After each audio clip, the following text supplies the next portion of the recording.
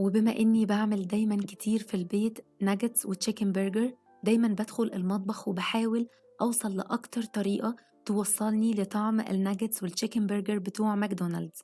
ولذلك النهاردة قررت أعمل معاكم الوصفة دي لأنها ناجحة 100%. هنعمل الناجتس والتشيكن برجر على طريقة ماكدونالدز. بس قبل ما نبدأ في الوصفة، لو أول مرة تشوفوني اشتركوا في القناة واعملوا لايك وشير للفيديو علشان يوصل لأكبر عدد من الناس، وكمان فعلوا جرس التنبيه. أول حاجة هتكون معايا 8 حبات من التوست الأبيض، لأني هستخدم النهاردة كيلو من الفراخ. أول حاجة بنعملها إني بجيب سكينة وابدأ أشيل بيها أطراف التوست اللي بتكون لونها غامق، وطبعا مش هنرميها، هنستخدمها، ممكن نعمل بيها بقسماط أو أي وصفات تانية. هنشيلها علشان ما تغمقلناش الناجتس والبرجر بتوعنا. وبعد كده هنقطع وحدات التوست ل4 علشان تسهل علينا فرمها في الكبة. هحطهم كلهم دلوقتي في الكبة بتاعتي، وهبدأ أنزل عليهم بالتوابل. وأول حاجة 2 كبار من المرقة الفورية، ودول أساسي في الوصفة. كمان معايا 1 كبيرة معلقة من التوم الباودر، ومعلقة صغيرة من كل من الفلفل الأسود والزنجبيل الباودر والبابريكا والبقدونس المجفف.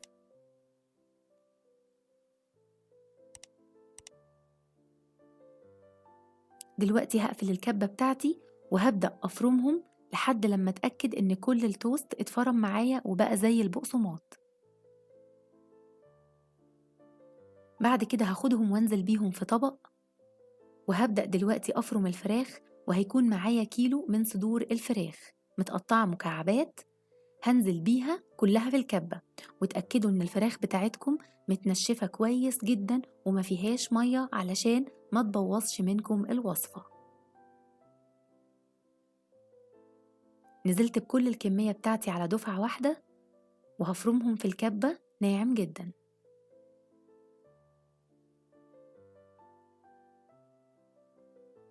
بعد ما فرمتهم هنزل بيهم على البقسماط بتاعي أو فتات الخبز بعد ما ضربناه في الكبة. دلوقتي هبدأ أعجنهم بإيدي كويس جدا مع بعض علشان يكونوا عجينة واحدة.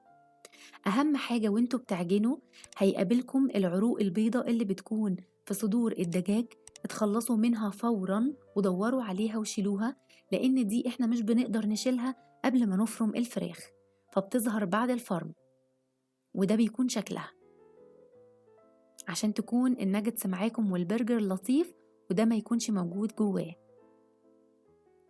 هرجع اخد الخليط بتاعي واحطه في الكبة واضربه لمدة دقيقة علشان يكون ناعم وخليط واحد معايا. دلوقتي عشان اشكله هجيب غطا علبة جبنة مثلثات، تقدروا تستخدموا مكبس البرجر براحتكم، بس انا مش شايفاه من الاولويات خالص ان انا اجيبه، والحركة دي بتسهل عليا جدا. أنا بحب أستخدم الميزان في البرجر علشان أطلعه كله وزن وحجم واحد. بعمل القطعة وزنها 100 جرام، بحط كيس بلاستيك جوه غطا علبة الجبنة، وابدأ أحط فيه قطعة البرجر بالشكل ده، وابدأ إن أنا أضغط عليها بإيدي لحد لما أوصلها إنها تكون على قد غطا العلبة. هبدأ أطلعها من الكيس بالشكل ده وأحطها على طبق ويكون عليه كيس بلاستيك. طبعا هعمل كل الكمية بنفس الطريقة، وهاخد كل الكمية بتاعتي أحطها في الفريزر أو في التلاجة لمدة 10 دقايق قبل الاستخدام. دلوقتي عشان نعمل الناجتس معانا 3 طرق. أول حاجة إني هاخد قطعة بإيدي وأعملها دايرة وأبططها ويكون شكلها الشكل المدور التقليدي.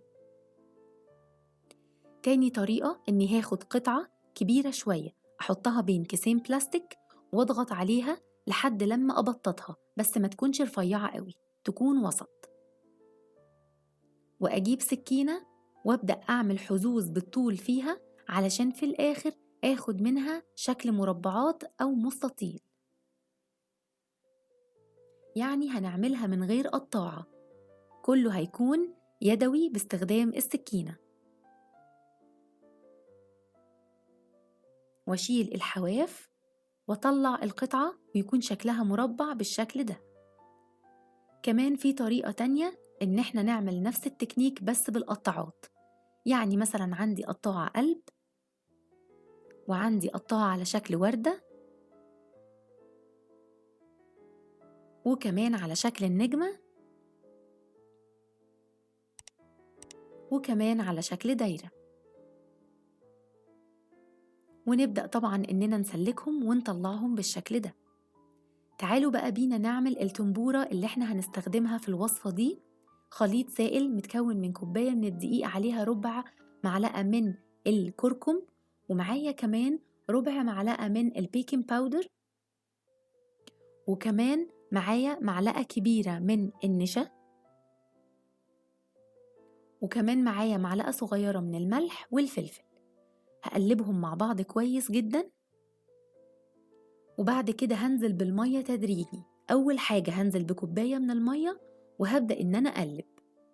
طبعا هلاقيها سميكة معايا ومحتاجة مية تاني، هزود مية تاني. أهم حاجة إني مش عايزة الخليط يكون خفيف جدا ولا سميك قوي، يكون وسط. زودنا مية تاني وبنقلب. أهم حاجة كتل الدقيق كلها تفك معاكم. أول ما توصل للقوام والمرحلة دي هنوقف. كمان عندي خليط تغطية متكون من نص كوباية من الدقيق ونص كوباية من دقيق الذرة الصفراء، وده أساسي في الوصفة بتاعتي. وكمان معايا معلقة صغيرة من كل من الملح والفلفل والبقدونس المجفف والكاري. هقلبهم كلهم مع بعض كويس جدا.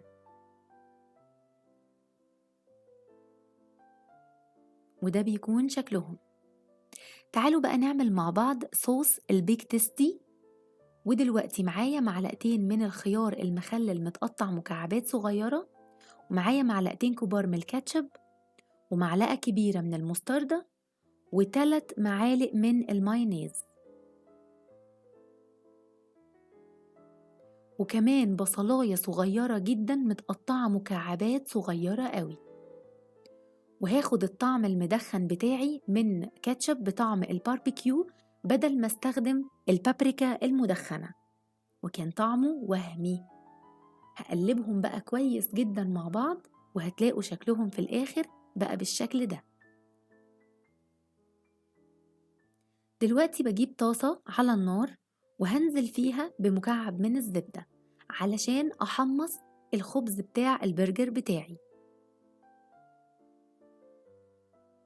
هجيب الخبز بتاعي بيكون مقسوم 2 كده، وهنزل بالوش الداخلي بتاعه على الطاسة، وهسيبه يعني من دقيقة ونص لدقيقتين لحد لما ياخد تحميصة خفيفة زي ما حضراتكم شايفين، وابدأ أشيله على طول.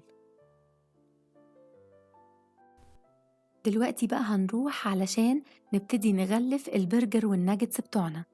دي وحدة البرجر بعد ما طلعت من التلاجة، بنزل بيها في التنبورة بتاعتي بالشكل ده، وبعد كده بطلعها وبنزل بيها في الخليط الجاف اللي احنا عملناه، خلطة التغطية.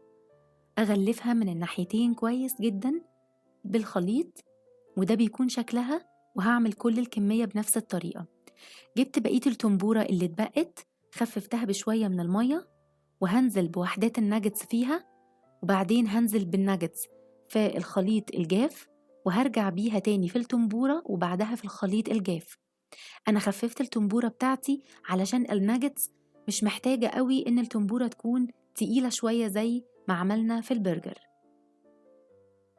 نظبط الشكل بتاع وحدة الناجتس بإيدينا، ونعمل كل الكمية طبعا بنفس الطريقة. ودي كمان واحدة مدورة عملناها. بنجيب بقى طاسة فيها زيت غزير وسخن، ونختبره كده برشة من الدقيق نشوف هو سخن ولا لأ، ونبدأ ننزل بالبرجر بتاعنا. أنا هنزل ب2 علشان يستووا كويس براحتهم في الطاسة. مش هلمسه ولا هقلبه غير بعد مرور دقيقتين علشان أتأكد إن الكفر الخارجي ماسك عليه. هبدأ بعد كده إني أقلبه الناحية التانية واديله وقته تماما لحد لما يستوي. أول ما نلاقي لونه بقى ذهبي ولطيف قوي كده، بطلعه على ورق مناديل، وبكده بتأكد إنه هو استوى معايا. بعد ما أخلص البرجر هبتدي أنزل بكمية الناجتس اللي أنا حابة إني أحمرها. طبعا الكمية اللي طلعت معانا كبيرة فشلت الباقي بتاعها في الفريزر. هبتدي إن أنا أقلبها برضو بعد دقيقتين واديها وقتها لحد ما يكون لونها ذهبي وقمر كده. يلا بقى بينا دلوقتي نروح نعمل مع بعض الساندوتشات. هستخدم كمان شرايح الجبنة الشيدر، وبجيب أول شريحة من الخبز وأحط عليها معلقة كبيرة من صوص البيك تيستي، وأحط عليها كمان شرايح من الخس وحباية من البرجر وعليها شريحة من الجبنة الشيدر، وبجيب شريحة الخبز التانية أحط عليها برضو معلقة كبيرة من الصوص وأقفل بيها الساندويتش بالشكل ده.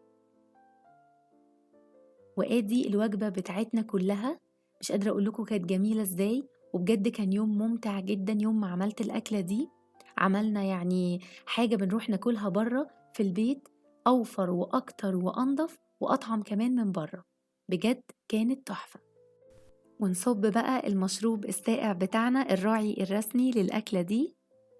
وكده يكون خلص معانا النهاردة تشيكن برجر وناجتس وصوص البيك تيستي على طريقة ماكدونالدز. إن شاء الله تجربوه ويعجبكم. لو عجبكم من فضلكم اعملوا لايك وشير للفيديو. المكونات ولينكات التواصل هتلاقوها في صندوق الوصف. شكرا لحسن متابعتكم. أشوفكم على خير في وصفة جديدة من هيلو مستكة مع إيناس، وباي باي.